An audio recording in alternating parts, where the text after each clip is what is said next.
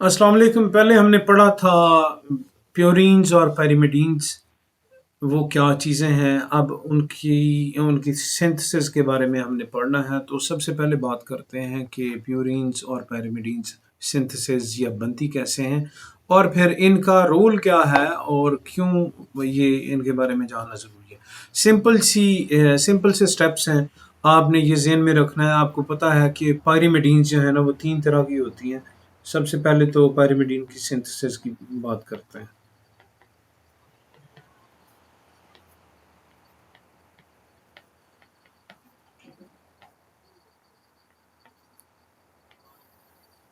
आपको ये पता होना चाहिए जो भी पैरामीडीन्स हैं, नंबर एक तो ये तीन है, साइटोसिन है, यूरासिल है और थायमीन है। इसके लिए एस्पार्टेट चाहिए होता है, ठीक है। इसकी फॉर्मेशन के लिए आपको चाहिए होता है एस्पार्टेट। ये आपने जहन में रखना है कि इट रिक्वायर्स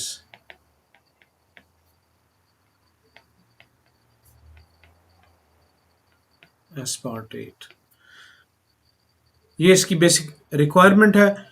जो पैरिमिडीन की सिंथेसिस का प्रोसेस है वो स्टार्ट होता है ग्लूटामीन से और कार्बन डाइऑक्साइड से। ये सबसे पहला स्टेप है कि ग्लूटामीन और कार्बन डाइऑक्साइड चाहिए होंगे, ठीक है।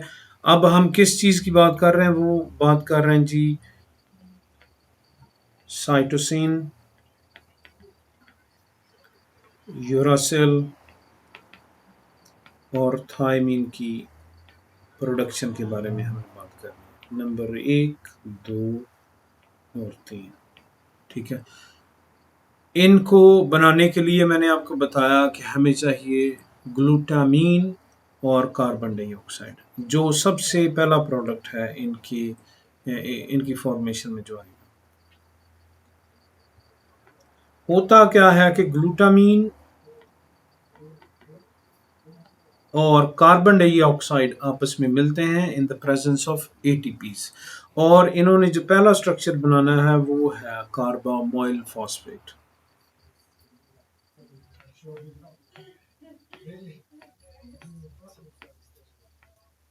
कार्बामोइल फॉस्फेट ये बनता कैसे है, इसके लिए दो एटीपीज लगेंगे, ठीक है। और उन्होंने कन्वर्ट हो जाना है, टू एटीपीज ने टू एडीपी और फॉस्फेट में। यहाँ पे टू एटीपीज आए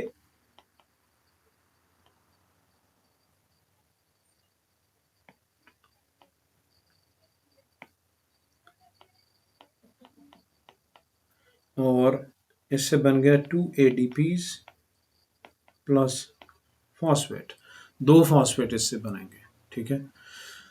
और इसके साथ साथ आपको जो चाहिए होता है एंजाइम, उसका नाम है CPS2, कार्बामाइल phosphate phosphate synthetase 2। CPS2 यहाँ पे काम करेगा। ये पहला स्ट्रक्चर है कार्बामाइल फॉस्फेट ने। अगर आप याद करें, मैंने आपको बताया कि हमें इसके लिए चाहिए एस्पार्टेट। वो जो कार्बामाइल फॉस्फेट है उसने जाके मिलना है एस्पार्टेट के साथ, और उसने बना देना ओरोटिक एसिड।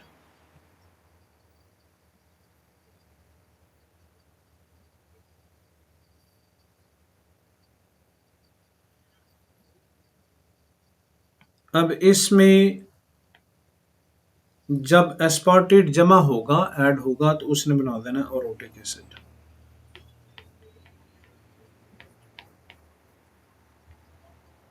यहां से साथ में एस्पार्टेट इसमें ऐड हुआ,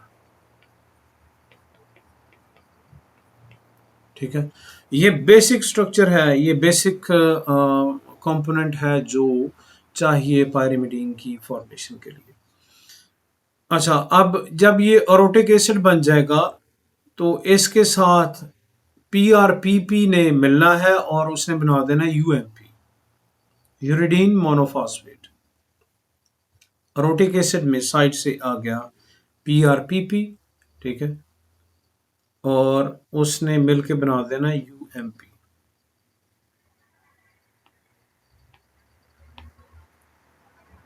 यहां से PRPP आ गया।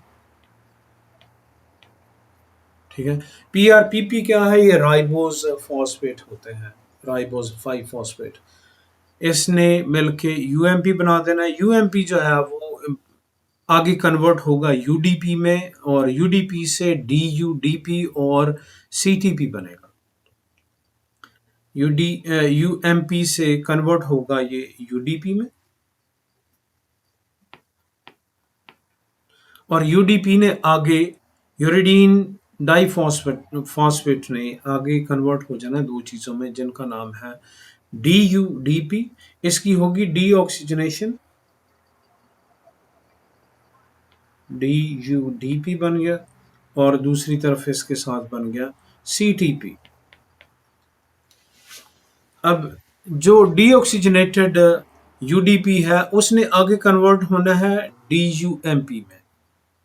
ठीक है, अब ये बात आपने ज़हन में रखनी है कि अरोटिक एसिड से UMP बनेगा जब उसके साथ PRPP मिलेगा, और PRPP ने मिलकर UMP बनाना है, और UMP आगे कन्वर्ट होगा UDP में।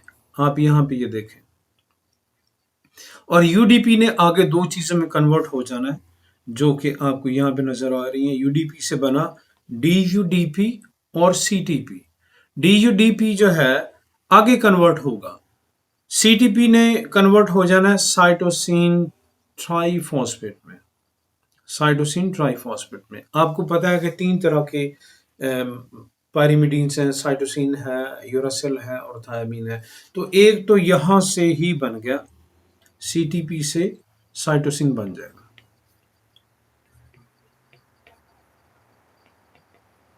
ठीक है, अब जो बाकी हैं वो आगे कन्वर्ट होंगे यूरासिल में और थायमीन में। ये आपस में एक दूसरे में कन्वर्ट हो सकते हैं। इसमें जो मेन होता है वो है साइटोसिन।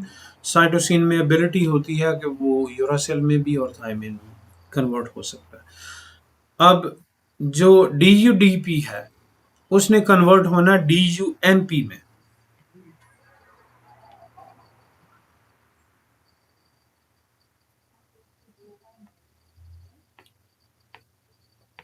DUMP में, और DUMP ने आगे DTP में,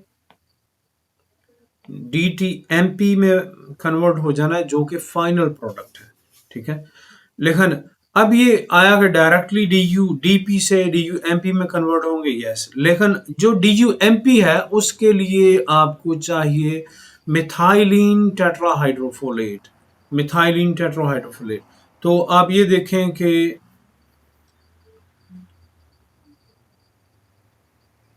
एक साइड से आया मिथाइलिन टेट्राहाइड्रोफोलेट,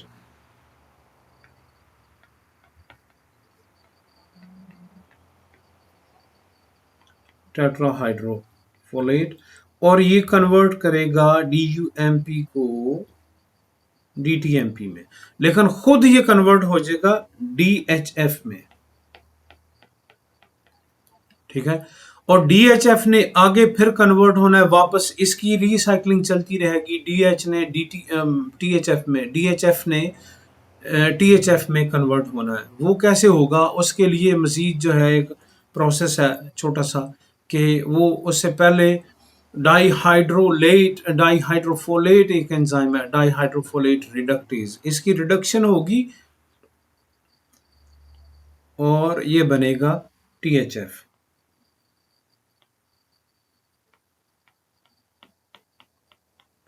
और THF ने आगे फिर मिथाइलिन टेट्राहाइड्रोफोलेट में कन्वर्ट हो जाना है। तो ये हैं सारे स्टेप्स इसके पायरिमिडीन सिंथेसिस के। अब ये इनको जानना क्यों ज़रूरी है? इनके जो स्टेप्स हैं वो, अगर तो सेल नॉर्मल काम कर रहा है, सेल डिवीजन ठीक चल रही है तो कोई मसला नहीं है, इनको ऐसे ही चलना चाहिए। लेकिन कई बार जब cell growth out of control हो जाती है, then we need to intervene, ताकि इसको स्टॉप किया जाए, जैसे कि कैंसर की सिचुएशन में है या किसी और बीमारी की सिचुएशन में। तो इनके जो मुख्तलिफ स्टेप्स हैं वहाँ पे मुख्तलिफ मेडिसिन काम करती हैं। जो सबसे पहला स्टेप है जहाँ पे हम इसको इंटरफेयर कर सकते हैं, आपको मैंने बताया था कि शुरू में इसने ग्लूटामीन से स्टार्ट होना है और इसने कार्बन डाइऑक्साइड के साथ मिलके बना देना है। कार्बामोइल फॉस्फेट और इसके साथ एस्पार्टेट मिलेगा और उसने बना देना अरोटिक एसिड। अरोटिक एसिड जो है ना वो है मेन प्रीकर्सर हर चीज का। जब तक ये नहीं बनेगा बाकी प्रोसेस रुक जाएगा।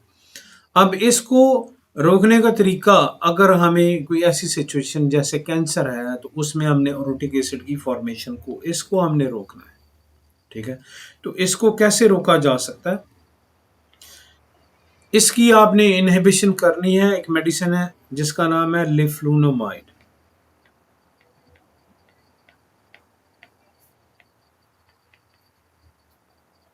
ये आप जब पेशेंट को देंगे तो उसने नेगेटिव इफेक्ट करना है। ठीक है, तो लेफ्लुनामाइड जो है वो रोक देगी कार्बामाइल फॉस्फेटेज की कार्बामाइल फॉस्फेट की कन्वर्जन को अरोटिक एसिड में।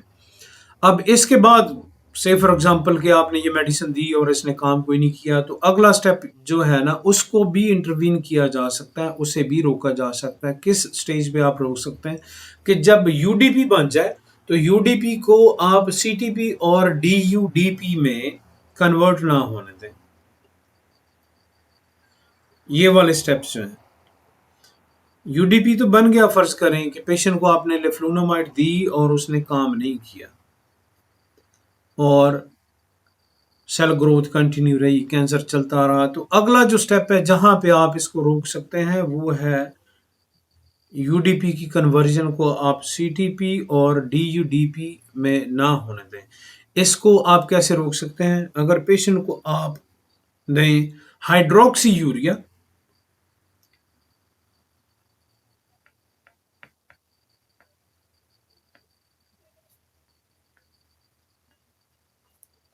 अगर आप पेशेंट को हाइड्रोक्सी यूरिया दें तो वो क्या करेगा कि वो इस पे नेगेटिव इफेक्ट करेगा और उसने भी इसकी प्रोडक्शन को रोक देना है। जब मैं कह रहा हूं कि इसकी प्रोडक्शन, इसका मतलब है कि साइटोसिन की प्रोडक्शन और उसके बाद जो यूरासेल और थायमीन उसकी प्रोडक्शन। ठीक है, कई बार ऐसी सिचुएशन होती है कि मरीज पे एक दवाई काम नहीं करती, आपने लेफ्लुनामाइड दी वो भी फेल हो गई, फिर आप उसके बाद आपने हाइड्रोक्सी यूरिया दिया वो भी फेल हो गया, तो उसमें फिर आपके पास ऑप्शंस क्या बचती हैं? एक मेडिसिन है जिसका नाम है 5-फ्लोरोयूरासेल। वो ये करेगा कि DUMP की कन्वर्जन रोक देगा टू DTMP, DUMP की कन्वर्जन को रोक देगा वो। ठीक है, वो आप इस स्टेज पे दे सकते हैं। 5-फ्लोरोयूरासेल जो है ना वो आपने पेशेंट को देना है तो उसने इनहिबिट कर देना है DUMP को कन्वर्ट होने से DTMP में कन्वर्ट होने से। ठीक है, और अब आपको ये पता है कि ये तो एक तरीका है कि आप कैसे इसे रोक सकते हैं, लेकिन जो इसको DUMP को सिर्फ ये डायरेक्टली कन्वर्ट नहीं होती, इसको चाहिए होता है मिथाइलिन टेट्राहाइड्रोफोलेट। उसको आप, अगर वो उसकी डेफिशिएंसी हो जाए तो उसको भी आप DUMP को कन्वर्ट होने से रोक सकते हैं कि वो DTMP नहीं बनेगा। वो आपने कैसे रोकना है कि जो आपको ये पता है कि मिथाइलिन टेट्राहाइड्रोफोलेट ने DHF में कन्वर्ट होना है और DHF ने वापस THF में कन्वर्ट होना है और इसकी मिथाइलेशन से बनेगा मिथाइलिन टेट्राहाइड्रोफोलेट। तो आप इस स्टेप को, ये वाला जो स्टेप है DHF से THF में कन्वर्ट होने वाला, आप इसको भी रोक सकते हैं। इसके लिए चंद एक मेडिसिन हैं, उनका नाम है मीथोट्रेक्सेट, ट्राइमेथोप्रेम और पायरिमिथामिन। ठीक है, 3 ड्रग्स हैं जो आप यहाँ पे दे दें अगर पेशेंट को। मीथोट्रेक्सेट है MTX, या ट्राइमेथोप्रेम है TMP, या पायरिमिथामिन।